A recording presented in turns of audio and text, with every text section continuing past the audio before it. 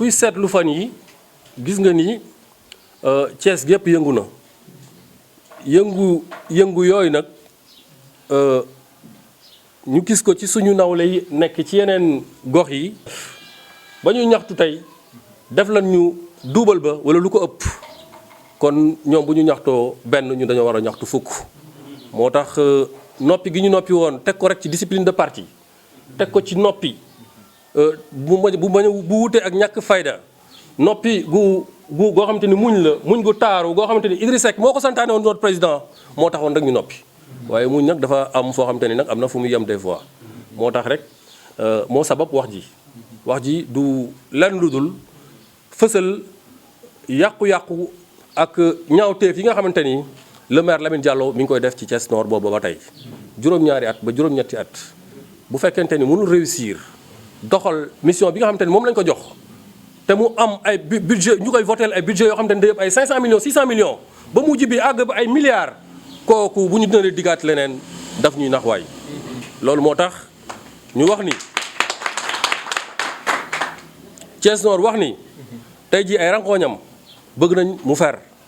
li ñu koy feralee nag moom mooy ñu seppi Lamine Diallo ci carte gi ndax moom mooy problème bi moom mooy mettit bi mooy feebar bi kon mënul nekk saafara si mënoo doon feebar ba pare doon saafara si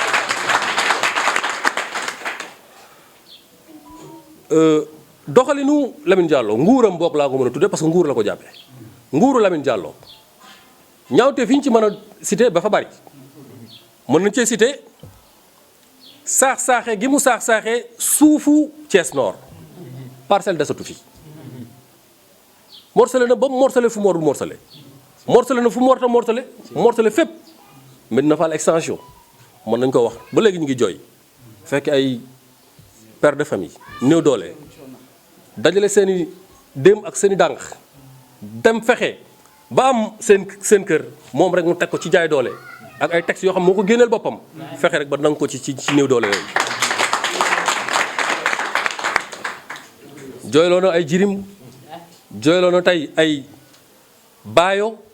jooyloo na ay chef de famille jooyloo na ku nekk daal donc ku noppi rek da nga muñ mais yaru Lamine Diallo dal na ku ne donc ñu wax ni dérive yooyu mu def Médina Fall extension lu ko raw la ñu gis ngent extension lu ko raw la ñu gis ngent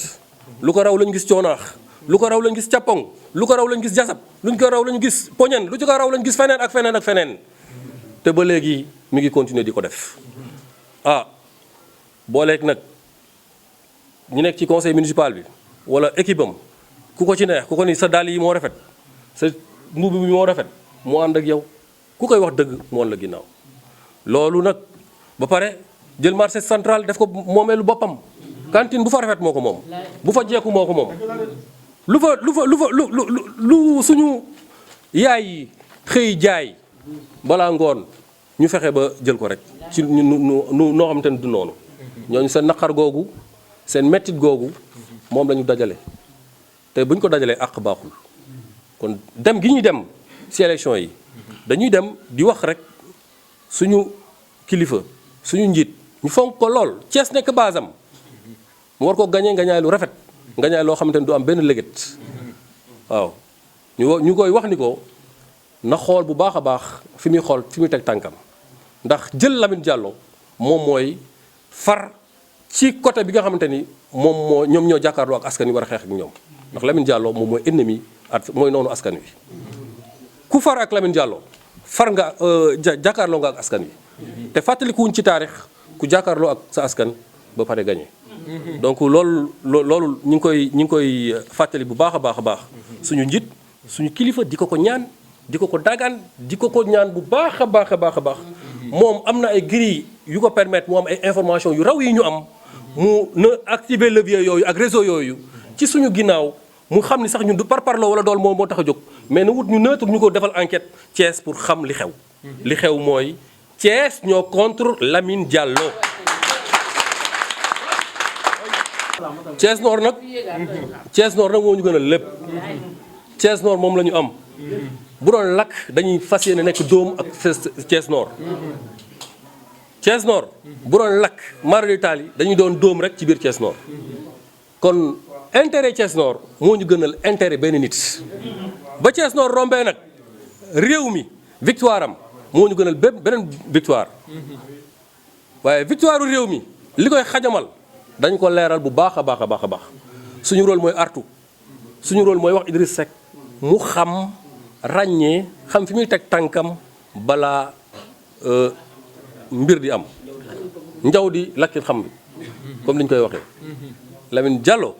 ci liste waxuma jiite rek de waaye rek Lamine Diallo ci liste rek mën naa sooxeel yëf yi kon ñu ngi koy ñaan di ko daagaan di ko ñaan di ko yalwaan Idriss Seck ay soppeem ñu ko bëgg ñu légitime ci parti bi am ci ndombo tàgg yàgg ci mënoon a ànd ak Lamine Diallo pour am leneen waaye fas yéene ànd ak askan wi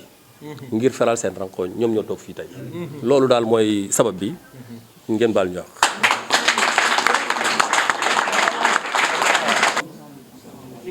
waa réew mi waa alternative Thiès Nord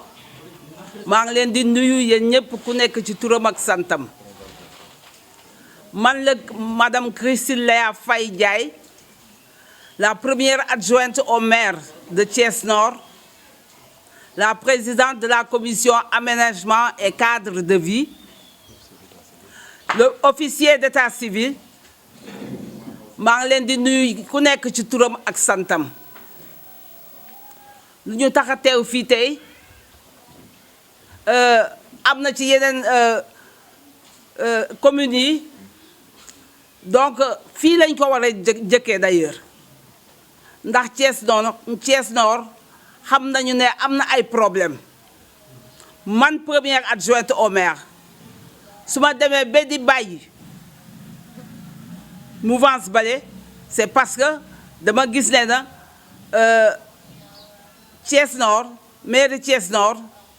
doxul ni mu waroon dox parce que Thiès Nord am na ay nit ñoo xam ne mën nañu doxal mairie bi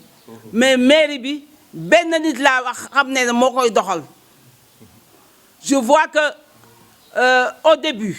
dem naa ci moom en tant que maire wax naa ko bon avant les élections il y avait 3 candidats donc moom le maire Alsane ak man Christine Léa Faye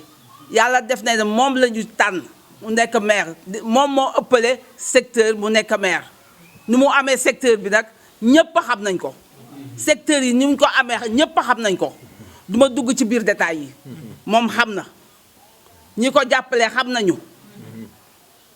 loolu moo tax tey jii mu nekk maire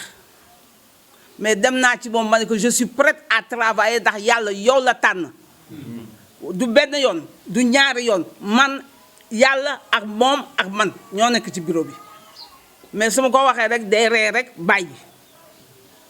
mais moi je suis là dama liggéey dama bëgg a liggéeyal askan wi dama bëgg a liggéeyal suma askanu Thiès askanu Sénégal ndax si je me rappelle bien def naa fukki at ak ñaar état civil bu ville bu mairie ville saabu du fóot boppam def naa fa liggéey boo xam ne bi waxuma waa Thiès rek mais Sénégal ak bitim réew xam nañu ne liggéey naa te def naa li ma mën ndax ku fekk recette à 5 millions nga yóbbu ko ba plus de 36 millions xam nga ne kooku liggéey na te man xam naa ne am na yu ma échappé yu bare te loolu dama ko def ngir suma askan bëgg suma askan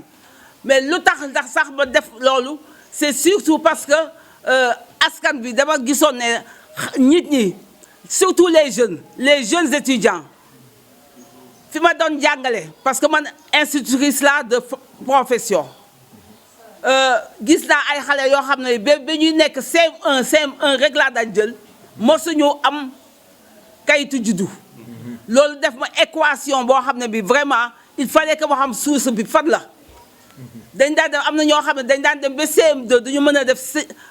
entrée en sixième duñu mën a def CFEE loolu nag moo tax ba bi ma demee ba ma nekk adjointe au maire en ville ma ñaan pour dem nekki officier d'état civil mais nekk officier d'état civil boobu ndem se yàlla Diouf moo ma doon jàngal dem doon jàngal comme xale yi foofu laa xam ne vraiment dama ci def effort parce que dama bëggoon xam source boobu lan moo taxoon ba xale yi di def jàng école ba CM2 te duñu am benn kayit ma xam ko ma jàng ko mën ko maîtriser ko dem état civil jàngaat ci nit ña parce que foofu c'est un autre monde parce que soo watul rek da nga def loo xam ne lii vraiment su subaa dina la indil problème dina indil askan bi problème te bu boobaa tu vas payer les pots cassés tu vas laisser des plumes te loolu laa bañ bi ma nekkee foofu état civil j'ai vu que vraiment il fallait que vraiment ma liggéey dans le vrai sens du mot yombul woon dara mais quand même yàlla taxawuma dimbale ma ba vraiment loolu ma mën ci am ay résultats peut-être ce soit des résultats effectifs mais vraiment résultats c'était passable, des résultats passables mais loolu je me suis contentée de ça et ensuite ma ñëw nekk première adjointe au niveau de Thiès Nord bi ma nekkee première adjointe au niveau de Thiès Nord dans un premier temps j'étais la présidente de la commission des marchés dama toog benn bés rek je reçois un arrêté ñu wax ma ne voilà tu n'es plus présidente je ne sais pas ce que j'ai fait je ne sais pas ce que j'ai dit mais moi j'ai compris que j'étais de trop mënu woon nekk foofu parce que am na yoo xam ne même si tu me donnais le monde entier dama ci dugg man lu jaarul ci yoon man dama ci dugg ça ku ma xam war na ko xam peut-être je n'ai rien mais quand même je me contente du peu que j'ai dama doon liggéeyal askan wi léegi moo tax on m'a mis dehors on m'a demandé de signer j'ai pas signé ce papier jusqu'au moment où je parle aujourd'hui et c'était le début ensuite ma nekk commission aménagement et cadre de vie chaque fois mosuñu maa woo mosuma def dara ñu naan c'est technique mais moi je suis la présidente je dois être au courant de ce qui se passe et même si je suis la présidente man daal li doon suma liggéey en tant que première adjointe il a voyagé 2 fois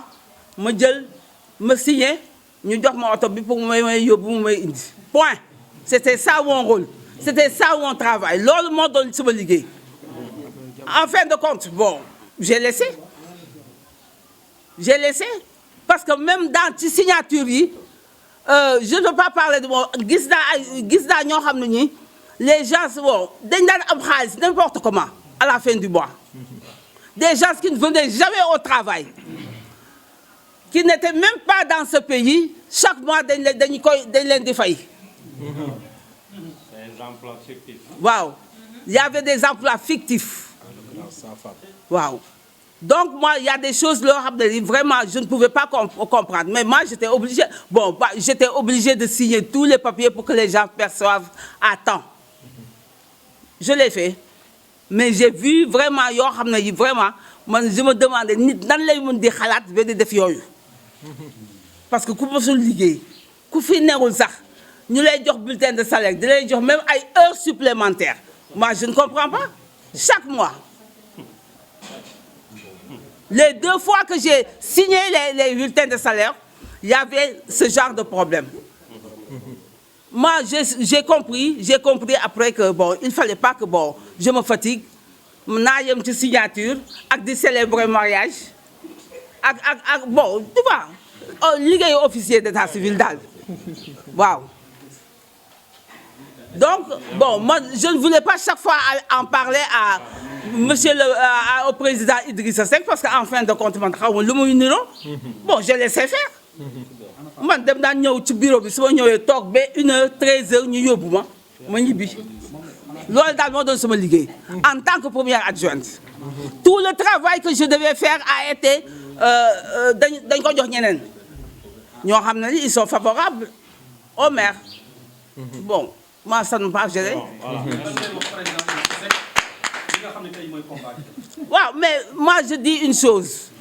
Président Idrissa Seck, il est à mesure d'avoir tous les renseignements possibles concernant Thiès Nord. Su ko bëggee am dina ko am. Et je l'invite quand même à tout faire pour avoir ces renseignements et maintenant à mettre les choses sur une balance. Parce que au Thiès Nord am nañu ay nit ñoo xam ne ñi mën nañu yore mairie bi mën nañu jublu ci soxla askan wi. Vraiment, je pense que lui, il les connaît mieux que moi et je l'invite maintenant à vraiment à regarder en face et à voir ce qui se passe à Thiès Nord en ce moment et les gens qui sont candidats au niveau de Thiès Nord. Et moi, je vais citer en l'occurrence monsieur le maire Alassane Ndiaye que je soutiens. Non, nañ ko nañu jël Alassane dañ ko indiwaat maire de premier arrondissement la nekkoon léegi maire de plein exercice. Moi je sais que dina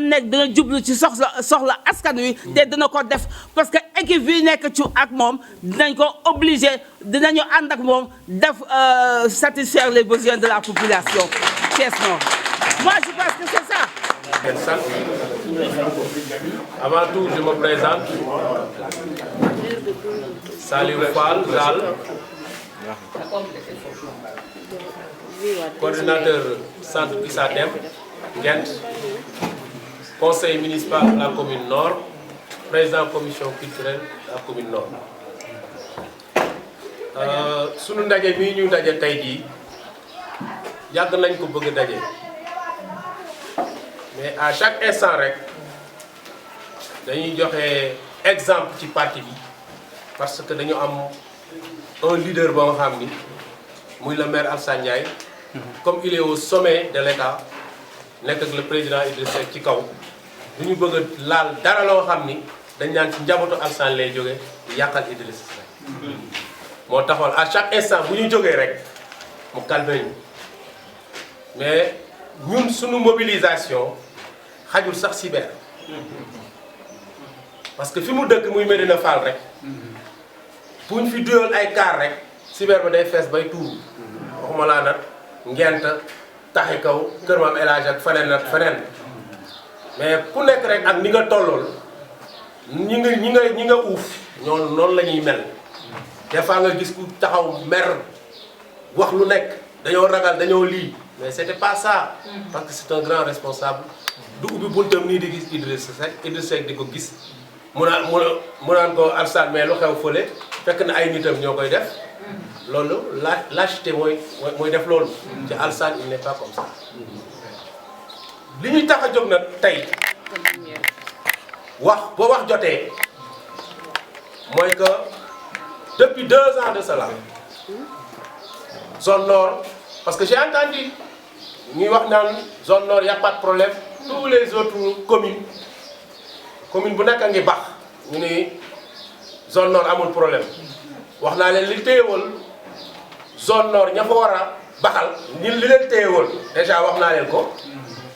donc suñu baxalul loolu moo tax mais heure bi nag dafa jot parce que politique la tudd loo dëgg nit ki dina am moment boo xam day fippu parce que nag ku bëgg a dee da ngay wéqu foofu la problème bi nekk depuis 2 ans de cela bu ñu wax ni zone nord amul problème 2 ans de cela la commune nord le conseil municipal de la commune nord dafa diviser en 2 te amul ci benn commune du est du ouest amul benn conseil municipal bu divisé wu ñii ànd ak ñii amu fi zone nord rek la am benn problème nga doon première adjointe au maire est là madame Christine Laya Faye ci beneen groupe la bokk man je suis conseiller municipal président commission ci groupe bi laa bokk ak Adama Diop conseiller Gora Gueye conseiller tant d'autres conseillers yoo xam ni sax ay si ñun lañu bokk mais dañuy def semblant rek parce que on veut pas de problème donc bu ñu waxee ne y a pas de problème y a un problème benn problème a ngi noonu ñaareel ba tous les responsables yu nekk ci quartier bi et c'est des grands responsables yoo xam ne ay jàmbaar lañ ci seeni fief que ce soit ñi nekk ak ñun que ce soit ñi nekk ak ñeneen ñoo xam ne dañuy reyante ci seeni quartier pour gagner le combat mais nag du ñu toog ba heure bii nag ñu am problème bi benn nit la le maire actuel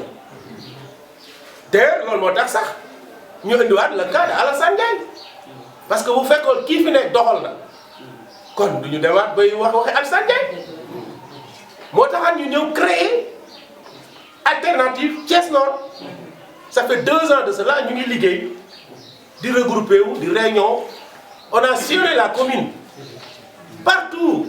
Madina Fall Diakhao Nguent Petit Thialy village rattaché yi Fodiène Thiona fépp on l'a sillonné avec le maire Alassane Ndiaye boobu yëpp ñu ngi liggéey sous terrain kenn yëgul kenn xamul suñu neexoon xëy def meeting bu rëy mais boobu bëgguñu indi ay tiraillement ci parti bi parce que discipline du parti ak mu fa mu nekk ak Idriss Seck dañ koy sóor toujours parce que nawleem la presque ñoo maase presque ñii fi nekk ay xale lañu donc loolu doon sóor guddi bëccëg suba ngoon ñun nag li ñu dund ci conseil municipal bi tey ba éclatement boobu am ñun ñoo ko xam actuellement tey jii koñ boo dem du farfarloo du dara moo tax koñ boo dem boo waxee Lamine Diallo ñu ne bu ñuy wax waxee Lamine Diallo kon nag man mi nga xam ni tey jii ma dëkk Nguent waa Nguent bëgg ma lool ma leen di servir guddi bëccëg suba ngoon comme Adama Diop comme Gora Gueye comme Christine comme Cheikh Dieye comme keneen ak keneen ak keneen mais tey jii boo ñu tegalee koo xam ne tey jii population bi buggu ko vomir nañ ko mais nan la ñuy def ba gagner problème bi foofu la nekk mais ñun on n'a pas un problème avec Lamine Diallo parce que Lamine Diallo il a un problème de gestion la am il a un budget bu ñu la ko joxee da nga koy jox ña ko moom daf ko joxul nag ña ko moom moo tax tey jii population bi yëpp vomir ko waaw loolu mooy problème bi loolu nag ñu ngi ciy interpeller le président Idriss Seck vraiment ñu di ko féliciter bu baax nag tam di xam ni njaboot bi yëpp njabootam la que ñun li ñu bëgg yëpp que moom mu gagné pour mu gagné nag que Lamine Diallo mii du tax boo ko fi tegee dañuy ay problème la ñuy am zone nord moo ni bëggatuñu Lamine Diallo. président Idriss Seck ñu ngi lay ñaan ñun ñëpp sa njaboot lañu zone nord am na ay compétence yu nekk fii yu dul jeex ay doomu zone nord a ngi fi yu dul jeex parti bi am na ay cadre am na ay kilifa yu mag yoo xam ne ñu ngi fi koo fi jox mu doxal ko mais dafa yomb sax un maire boo xam ne tu as fait 7 ans ku nekk di la yuuxu koñ boo dem mu yuuxu la ah nga bëgg ñëw tey jii nga ne ngay xalaat sax ñuy xalaat sax naan dafiy dellu si waat mais bu dee ay foo la sax mais ñun loolu duñ ko nangu tey duñ ko nangu ëllëg loolu dafa mu leer président ñu ngi lay ñaanaat nga xoolaat bu baax parce que ñun ñëpp say njaboot lañu suñu sañee tey jii élection yi ñu di jëm nga gagné largement la commune nord. Pour gagner largement la commune nord, il faut nga teg njiit boo xam ni ñëpp waxal ñëpp dañ ko gëm bëgg ko. am nañu équipe zone nord am nañu équipe boo xam ni tey jii koñ boo dem dans les 19 quartiers équipe ma nga fa boo xam ni dañuy ñafe def lu nekk pour ñu gagner mais nag soo fekkee ne da nga jiital koo xam ni mooy andil ñu problème. mais kooku dindi ko tekk fa keneen ñun noonu rek lañ lay ñaan président dindi ñu la ñu jàll tekk fa keneen boo ko mën a fekk baax na ñu ngi leen di gërëm di leen sant merci beaucoup. merci. li nga xamante ne nag moom la ñëpp wax rek moo ma tax di wax waaye daanaka ñi ma précédé wax nañ lépp li ma ciy dolli rek mooy kii nga xamante ne mooy Lamine Diallo mooy problème bi ñun fii zone nord responsable yi amuñu problème population bi amuñu problème ci seen biir benn problème lañ am muy le maire Lamine Diallo parce que liñ la dénk te askan wi la ko dénk jàkkaarloog yow di la seetaan ñi nga xamante ne bokkuñu woon ak ñoom gëm-gëm wala gis-gis ci politique demoon ak ñoom ci ay élection battre leen toog di seetaan nga jub ni lu la neex ngay doxal lu la neex ngay yore sa mairie képp koo nga xamante ne jàpp nga ni mën na la wax dëgg da nga ko écarté ñun ñii subir nañ boobu injustice fii te ku ci nekk xam na li ñu daj ci parti bi nit nag fa nga xamante ne fa nga nekk fa nga mën a jooytoo lala metti parce que nag nous sommes des personnes très libres j'insiste je dirais bien très libres bëgg nañ trop président Idrissa Seck mais je pense qu'on lui transmet pas la bonne information ici au niveau de la zone nord. Oui.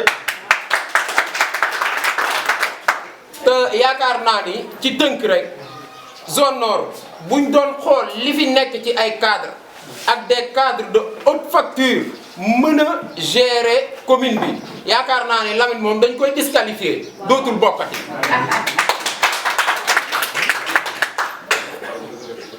bokk na ci monsieur Alassane Ndiaye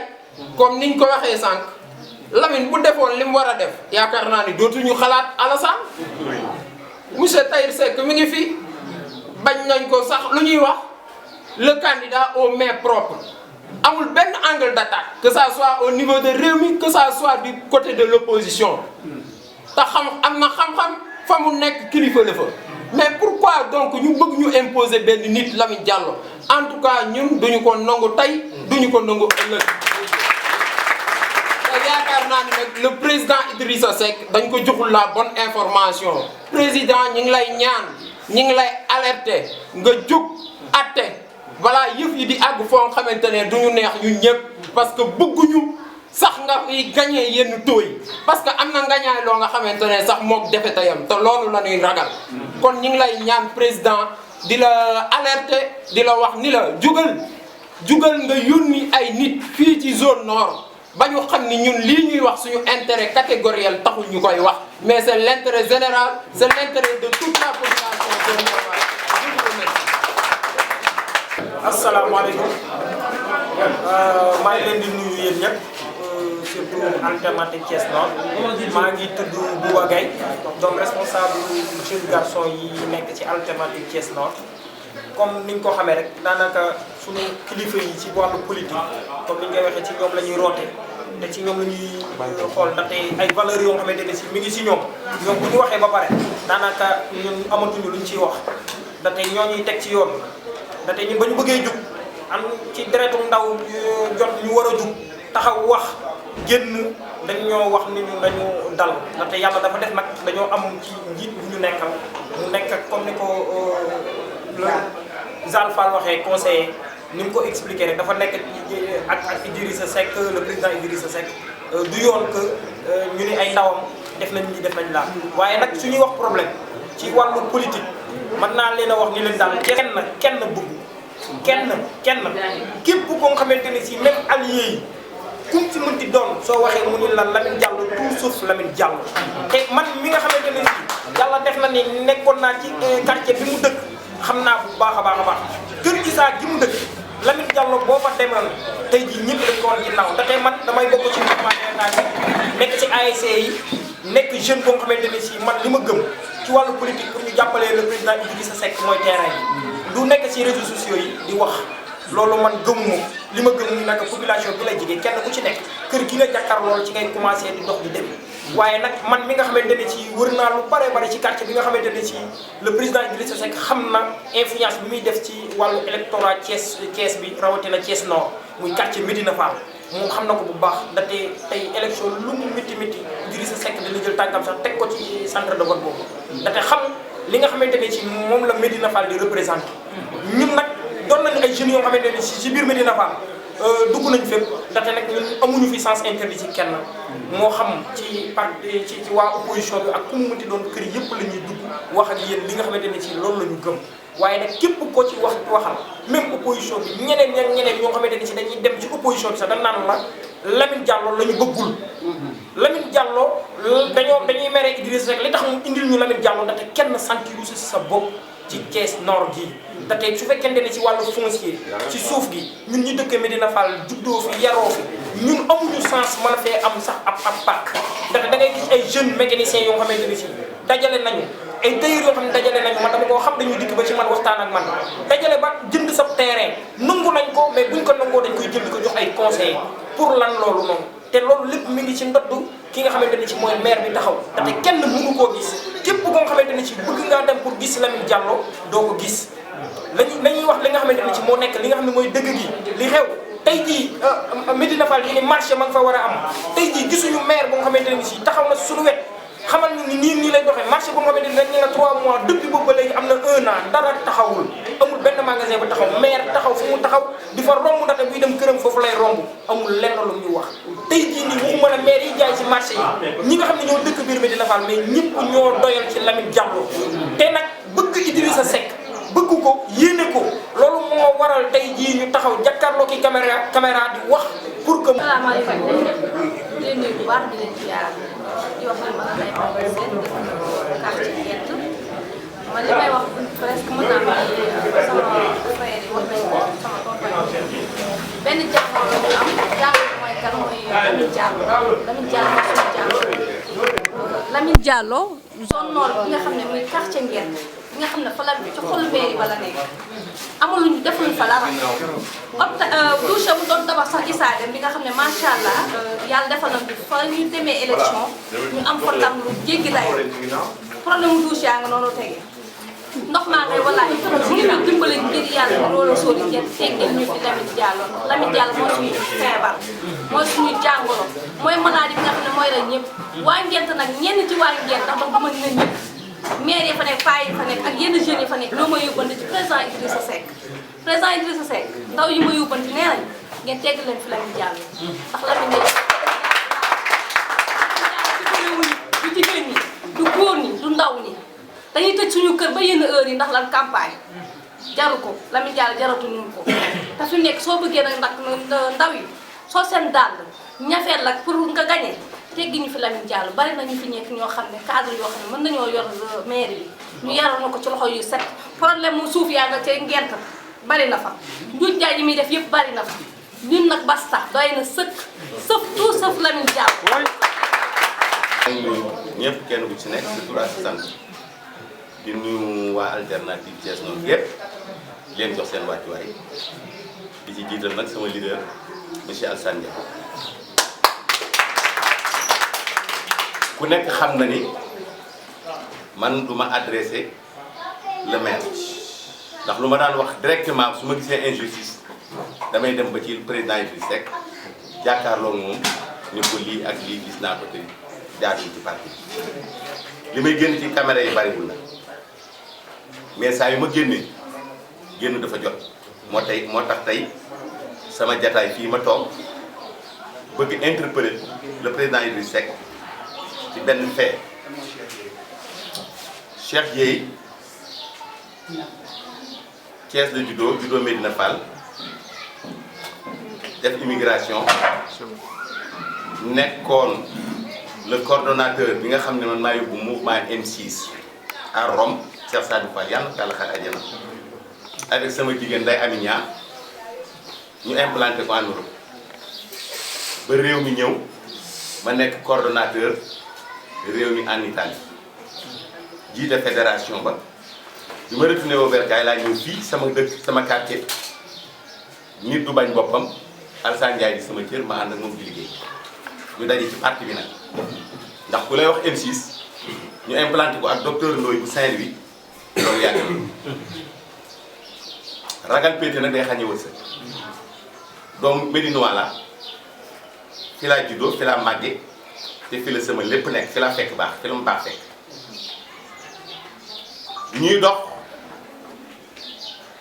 ba gis loo xam ni ki ñu koy accuser moo ko indil boppam ndax nit du sàkk ay noonu ndax am na ñu dem ci moom ni ko Cheikh Dieye daf laa bañ sa noonu la man bañu ma kenn man dëgg laay doxuma ci leneen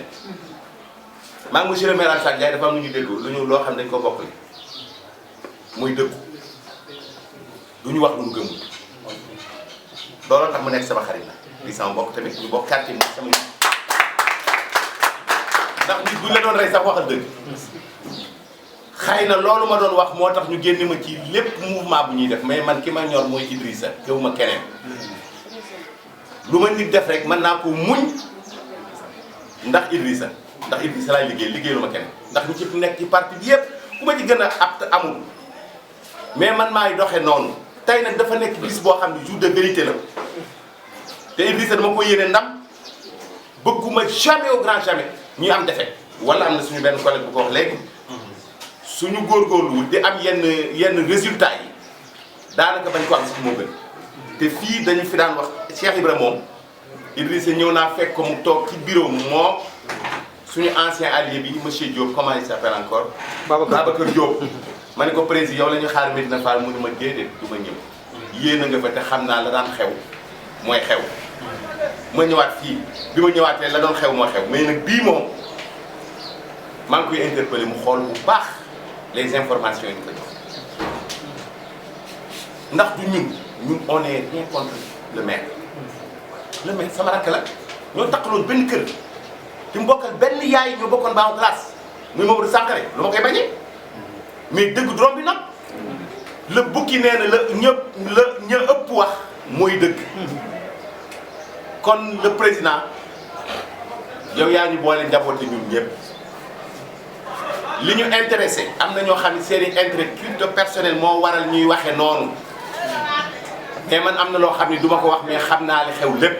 bu ma xamul lépp 90 pour cent yi xam naa man li ma ñor mooy parti bi jëm ci kanam ba 2024 ñu am ndam mais lii xeeñ fii ci zone nord li fi xeeñ neexul ndax koo wax rek mun la diw nangam tout sauf diw non de tout sauf diw te loolu dafa mën a ñàkk léegi nag fii ay potentiel yu nekk ñu ci zone nord li sa jàpp di waxoon rek nee na Medina Fall man neex naa dundee mais neex naa dee ñi fi nekk di ay responsable mën nañoo saytu Sénégal waxuma maire bi de mën nañoo gérer Sénégal ci ministre ci député ci lépp loo yaakaar ni ci doomu Medina Fall am na ko kon nag pourquoi pas ñu segg bu baax seet li ñuy def ba li ñu daloon ba ñoo dalaat man daal maa ngi lancé appel le président Idrissa Seck maa ngi lay lancé appel le président di la wax ni man xam naa man du ma waxam li ma gis su fekkee di ko dégg su fekkee loolu moo nar a am yoo ko dina jot fuñ ko foogee loolu te loolu man gënalu mbooleem ku toog fii képp koo xam ni mu ngi toog fii nekk ci podium bi tey bii li ko intéressé mooy Idrissa am ndam kenn defu fi lenn lu dul Idrissa am ndam ndax mas nga wax benn baat ni gisuma ko ma bañuñu ma dañ maa yéene ma am ndam moo tax fuñ ma fekk di kaas pour ni ma lu tax ngay def li loolu dong moo nekk ci nag kon daal grosso modo am nañu ay potentialité yu nekk fii ci dëkk bi car macha allah nañu